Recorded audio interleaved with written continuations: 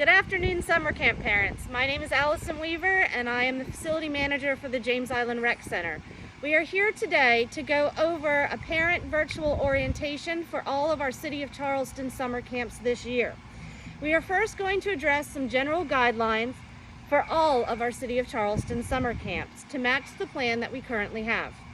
Some of this information may also be touched upon in your individual camp videos, which are also included in this email. If you have any questions specific to your camp, we are asking that you contact your camp coordinator or manager to help answer any of those questions you may have after watching this video. The first thing we would like to touch upon today is changes in our drop-off and pick-up policies for all of our summer camps this year. Drop-off and pick-up procedures have changed this year. First off, we please ask that campers and parents, if your child is sick or not feeling well, that you do not attend camp. Parents and non-essential staff and camp staff are encouraged not to enter facilities when drop-off or pickup is in order. Each camp will provide an outdoor means of drop-off or pickup. Each facility manager and camp director have determined which methods fits their campsites best. This could be accomplished by one or two ways. A, curbside pickup, which a designated staff member will meet parents as they pull up in front of facilities to ensure that the campers safely make it in and out of vehicles and into the building. Staff would have a sign-in and sign-out sheet with the campers already listed. Staff will initial next to the child's name once they have walked into the facility. B, a walk-up table. Parents can walk their kids up to the building and staff will sign in or out their children or designated table for facilities. Safety questionnaire. The parents will be expected to answer a few questions about their children's health each morning, drop off or pick up, such as, how are you feeling today? Has your child been around anyone who has tested positive for COVID-19? Is there anyone in the house or the home that is sick? We want you to tell us at the beginning of every day if you're feeling sick or if you're okay. Each staff and camper will be required to have the temperature taken when arriving to camp each day. Temperatures will be taken by a non-contact temperature and read of the forehead. If a camper registers a temperature above 100.4, they will not be able to attend camp that day. Campers may also be denied attendance to camp if they show signs of being sick, continuous coughing, vomiting, excessive tiredness, and other symptoms are included. All campers will need to sanitize their hands before entering camp facilities each morning. Approved pickup list. This is very important for all of the campers. Parents will need to complete an approved pickup list for the campers daily. This list is included in everyone who is allowed to pick up your child, including you and your spouse/significant other, grandparents, friends, etc. Anyone who is not on the list will not be allowed to pick up your child from camp. Staff will ask for a driver's license/photo ID for everyone and anyone picking up your child, so please make sure that you have this readily available for pickup. The next point we want to make is an emphasis on medical information. Please make sure that all of your medical information is updated in our Household Rec Track program so that coordinators and managers and day camp directors have access to all of this important information regarding your camper. Any medications such as an EpiPen, inhalers, or daily medications that your camper may have to take while at camp, we are asking that you bring them in a Ziploc bag marked with your camper's name and drop them off to the coordinator or manager of your specific camp. Instructions on when and how campers need to take these medications must also be included. We will keep all of this safe and locked up during camp hours and provide it to your child upon necessity.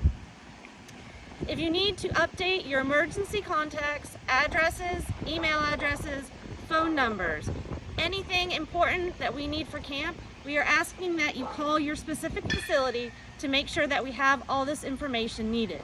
It is important that this summer we are able to get in touch with you as quickly as possible if something arises. If you do not update this information, that will make our job harder to do. If your child has any special needs or anything that we need to keep in mind while at camp, we are also asking that you send a specific email to your camp coordinator or manager, making sure that they are aware of their special needs prior to the start of camp. For camp attire this year, please wear athletic clothing. We discourage girls from wearing dresses or skirts. We also ask that your campers wear closed-toed shoes. A lot of our camps will be moving to outdoor activities this year, and we want to make sure that they're able to run around and play freely. Please do not send your child to camp in flip-flops. Please make sure each morning prior to arriving at camp, you are putting sunscreen and/or bug spray on your child. If you feel like this needs to be reapplied during the camp day, we are asking that you provide an aerosol bug spray or sunscreen in your child's stuff they will have stored at camp. We will not be able to apply anything other than an aerosol bug spray or sunscreen at camp this summer. We will not be held responsible for any lost or missing clothing or items that your child brings to camp. We are also asking that campers bring very limited items to camp this summer. We encourage you to label your child's belongings, and we will not allow backpacks in camp this summer. For electronics and personal belongings, this is very important. Please, again, severely limit what your child brings to camp. We may ask that you bring a change of clothes to camp to leave during that session and not bring in and out of the facility on a daily basis. We expect campers to bring lunch and snacks, water bottle, change of clothes, and an aerosol sunscreen and bug spray. I want to emphasize the water bottle. Each camper needs to have their own personal water bottle to bring to camp daily. We will not have public water fountains available for campers' use. If we need to fill their water bottles during the day, a designated camp staff will take care of that for them. This is to help limit contact with other surfaces in the facility and keep your campers safe. We will not be responsible for any lost or stolen items. It's a good rule of thumb not to bring anything to camp you really don't want to lose. Electronics of any kind are prohibited at camps. This includes cell phones, iPads, iPods, computerized game, handheld electronics, CD players. These devices, if brought to camp, will be taken away by a counselor or camp director and returned to the parent at the end of the day, so they are aware that these items are not allowed at our camps this summer. All items left at the end of the day will be disposed of. We will not have lost and founds at our camps this year. It is very important that you remind your child that whatever they come into camp with, they need to leave with at the end of the day. Anything left behind in bathrooms, gyms, facilities will be disposed of each and every day. We are also reminding you that we do not allow fireworks, gum, knives, or weapons of any kind at our City of Charleston camps. We are also asking that any Pokemon or trading cards of any kind be left at home. Those start issues among campers, and we want to nip it in the bud before we even start. Daily schedule. Playgrounds, swings, and outdoor free time. No more than one small team or a group of 8 kids, max, on the recreational equipment at once. Staggering of groups throughout the day. After free time, kids must wash their hands with proper techniques or use hand sanitizer if no soap or water is available. All railings, climbing apparatuses, and edges of slides should be wiped down with Clorox spray at the end of each day. Individual camps can determine if they want the playground to be used by camps may be a factor if the playground equipment gets used by a lot of non-camp affiliated kids throughout the day. Camps will provide shaded areas with pop-up tents when needed. Campers will be required to bring their own personal water bottle that only they should use, in expectation of being outdoors more often. Any equipment used for outdoor activities that will be shared among other teams will be disinfected before being used by any other teams. Campers should maintain a 6-foot distancing between others whenever possible. This should be easier to accomplish outdoors. Indoor free time. Many normal games will not be around this summer. If board or card games are played, the pieces will be fully disinfected at the end of each group or team. Encourage kids to do things solo like reading, coloring, and drawing. Small team games might include large-scale Pictionary or dry erase boards. Picture guessers can be spread out. Dry erase markers used get wiped down before being used again. Craft camper supplies. Each camper will have their own personal craft supplies. Campers should not share supplies with other campers. If supplies must be shared, they must be sanitized between groups. Like at the beginning of the school year, the parents will be sent out a list that kids need to bring with them. Items may include crayons, markers, scissors, construction paper, glue, sanitizer, and other related items. Each camper is responsible for producing their own list to fit their specific camp needs. All supplies should be kept in a plastic container that can easily be wiped down and cleaned. This bin will also be a part of the camp list. Parents will be responsible for. The container should be labeled with camper's name. The next thing that we want to touch upon is our behavior management policy for all of our City of Charleston camps this summer. We will do this on a staggered warning system for all of our campers. The first offense will be a verbal warning and talking with the child and trying to do some behavior redirection. The second offense of the same type of behavior, the child will be asked to sit out of an activity by themselves for 5 minutes. The third offense will be more of a cool down, timeout, a written explanation, and talking with the parents. Excessive infractions and behavior issues can lead to the dismissal of your child from camp without a refund. Some of the behaviors that will not be tolerated at our camps this summer include any use of profane words, any touching of other campers or counselors in any way or their belongings, any acts of violence, disrespectful behavior towards counselors and other campers, any form of stealing, disrespect for camp supplies and or our building and facilities, and especially ignoring staff directions for social distancing and keeping their hands to themselves. We understand that it is going to be difficult to social distance kids. Our staff is taking every measure possible to make sure that we are doing this at our camps this summer and keeping your campers and our staff safe and healthy. Parents will be informed anytime their child reaches the third offense and is given a written warning. Parents will be asked to sign the written warning to verify that they have spoken with a staff member and are aware of what occurred at camp that day. Serious issues such as continued disobedience or physical outbursts will be handled by each camp director and will include a call home to discuss possible pickup and removal from the session should excessive infractions occur. Staff will verbally communicate with parents as frequently and as necessary as possible.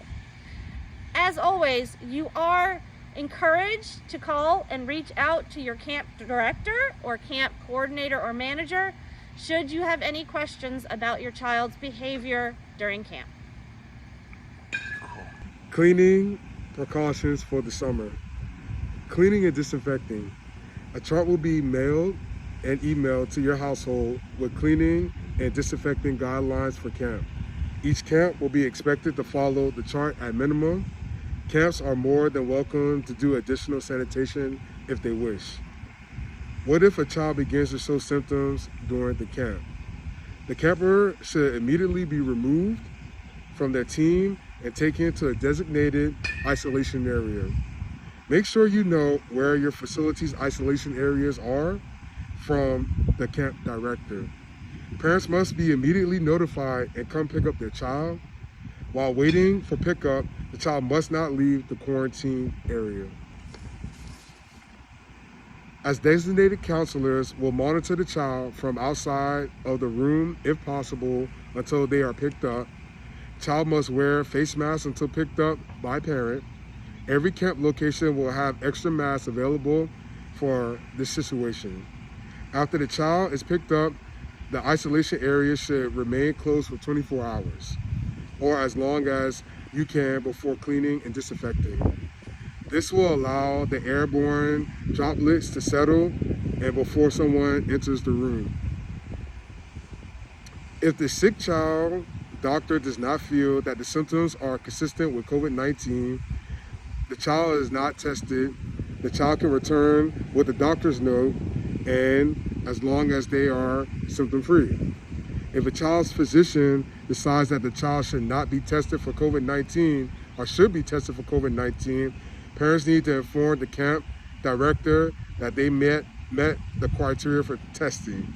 Other parents of the group should be informed that there was a child that is beginning the testing and the results come back positive. They will be informed. In the meantime, other children can self-monitor for symptoms and continue to come to camp. If the sick child tests positive, all campers in the group and counselors will be and need to be quarantined for 14 days, starting from the last day they had interaction with the sick child. The sick child can return to camp with a doctor's note and meeting the following criteria: 7 days after symptoms onset and 3 days since last fever. No personal information of the sick child needs to be released. Strictly confidential. Next area we would like to touch upon are lunches and snacks during camp this summer. When possible, kids should bring their lunches and food in a disposable paper bag. The paper bags can be recycled immediately following lunch and are more eco-friendly compared to plastic bags. All children and campers will wash their hands with soap and water or sanitizer if soap and water is not available before and after each lunch or snack period. Kids will do snacks times with their designated teams and will not mingle with other groups.